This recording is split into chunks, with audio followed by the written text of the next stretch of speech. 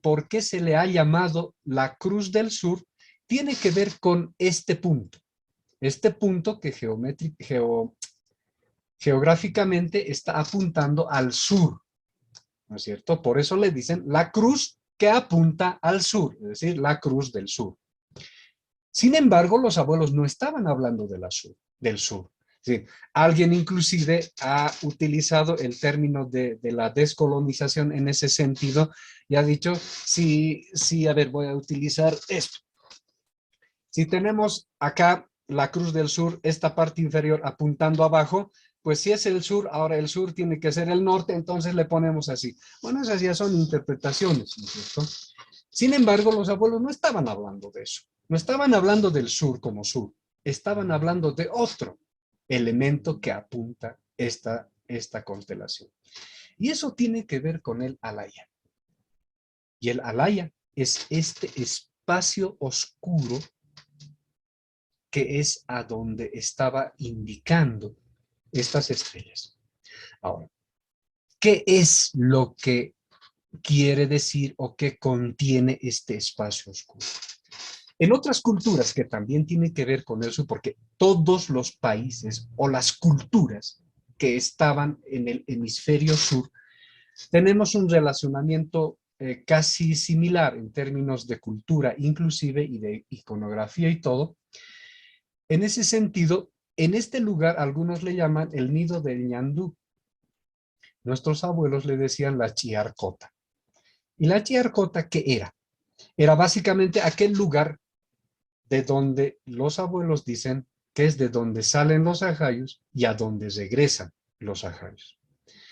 Pero bueno, entonces ahí hay una importancia del por qué esta constelación es importante.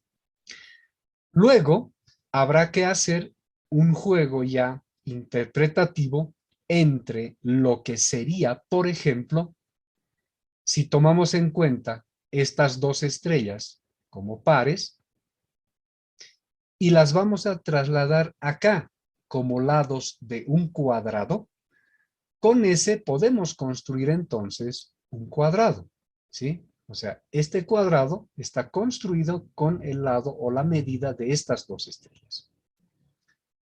Luego, si ese es el cuadrado, esta línea trazada a partir de estas dos estrellas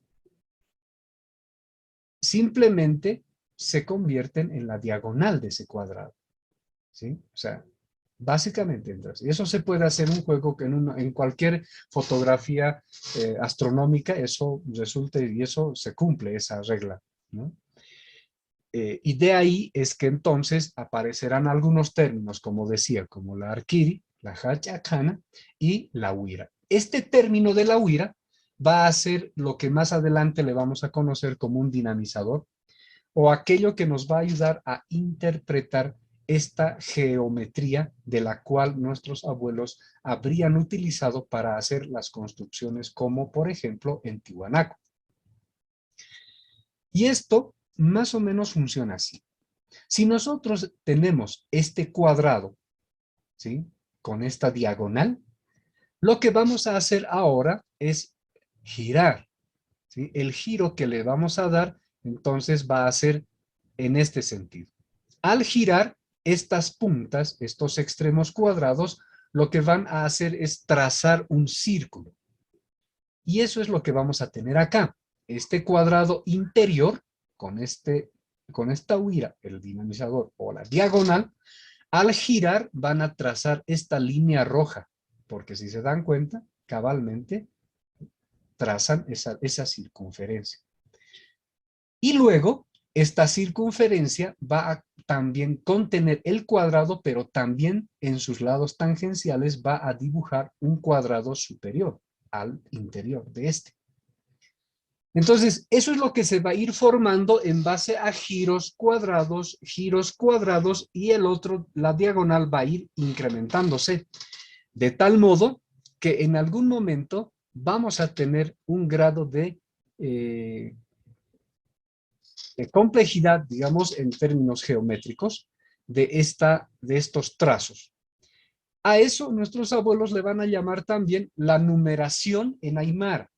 La numeración en aymara entonces viene de la siguiente manera. Decimos Mayani, luego decimos Payani, Kimsani, Pusini. Ahora, después de la colonia, el idioma mediante el cual, por ejemplo, nos estamos comunicando ahora, es estrictamente singular, pese a que tiene plurales. Entonces, hecha la traducción de la numeración del aymara al castellano y luego del castellano al aymara, nosotros hoy en día decimos Maya, Paya, Kimsa, Pusi. ¿Por qué? Lo hemos singularizado, como si fuera el castellano. Cuando en realidad el conteo iba de la forma de cómo estamos mostrando acá. Mayani, Payani, Kimsani, Pusini. ¿Ya? Y luego, obviamente, en el siguiente paso, vamos a poder obtener esta iconografía que está ahora bordeando acá, ¿sí? O sea, que en 5 vueltas, que en este caso sería Calconi, que sería el número, la quinta vuelta en aymara, es lo que diríamos nosotros el calco como 5. Haciendo el 5 justamente aparece ese icono del cual nosotros hemos llamado, muchos le han dicho la cruz cuadrada, la chacana y todos los nombres que hasta hoy en día conocemos, ¿sí? Entonces, y aquí está el círculo interior. Entonces, esta es la geometría mediante la cual se construye eso que le han llamado la cruz cuadrada. Primera conclusión, el número 5, por tanto, había sido un número clave en nuestra numerología. Ahora vamos a ver cómo se construye un fractal a partir de esa relación entre cuadrado, círculo y diagonal. Estoy utilizando estrictamente el castellano, ¿ya? Y los términos técnicos de la geometría, ¿no? Ustedes están viendo ahora cómo es que eso se va construyendo en un espacio planar, obviamente en 3 dimensiones. Esto es mucho más interesante, pero acá se los pongo así en términos más sencillitos para que sea más comprensible, ¿no? Como verán, esto puede ser una sucesión infinita, ¿no es cierto? O sea, puede crecer las veces que querramos, pero nosotros para fines de animación nos vamos a detener ahí. A esto enseguida va a terminar de complementarse con pares, porque aquí hay un principio par, ¿no es cierto? Ahí está. Por ejemplo, ya viene a ser un fractal en términos matemáticos, que nos va a servir para poder más adelante hacer algunas decodificaciones. Es un fractal muy sencillito, muy fácil de construir. Nuestros abuelos no utilizaban matemáticas así, media complicadas, como para asustar. No, la matemática de nuestros abuelos tenía profundidades, pero también tenía su forma muy sencilla de explicárselas, como estas. Una vez tenido lo que le llamamos la cruz cuadrada, ¿no? O la chacana, esto ya tiene una proporción de la forma de cómo hemos ido construyendo. Interpretamos entonces que esta marcailla tiene patrones de medida, ¿ya? Había sido esto, más allá de ser un icono bonito, había sido un patrón de medida. ¿Por qué? Por un lado, hemos visto que este círculo sale de un cuadrado que es dibujado por este par de estrellas. Y además, en el lado del cuadrado que contiene este círculo, sería la diagonal anterior del cuadrado que está ahora como lado representado por este otro par de estrellas, ¿sí? Por eso es que este símbolo, así como está, tenía una significación profundamente ritual, porque venía hecho y dibujado a partir de una huaca, de una estrella, de una constelación, y por tanto, pues esta era la representación fractal de estas constelaciones.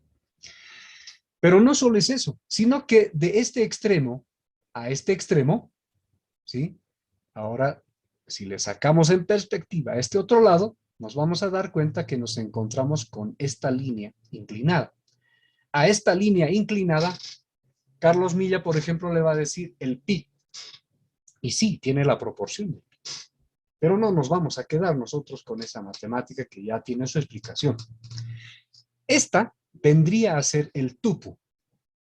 Eso que nuestros abuelos hoy en día inconscientemente dicen el bastón de mando, ¿no es cierto? Este es ese tupu. ¿Cuál es su medida? Es esta medida. ¿Cuánto vale? Vale pi. ¿Para qué sirve? Para hacer relaciones geométricas entre cuadrados y círculos, para hacer fractales en matemáticas.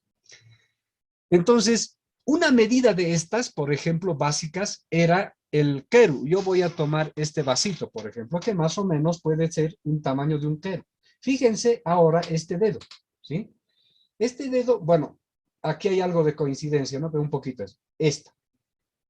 La primera medida, entonces, antropométrica que nuestros abuelos habrían utilizado es esta.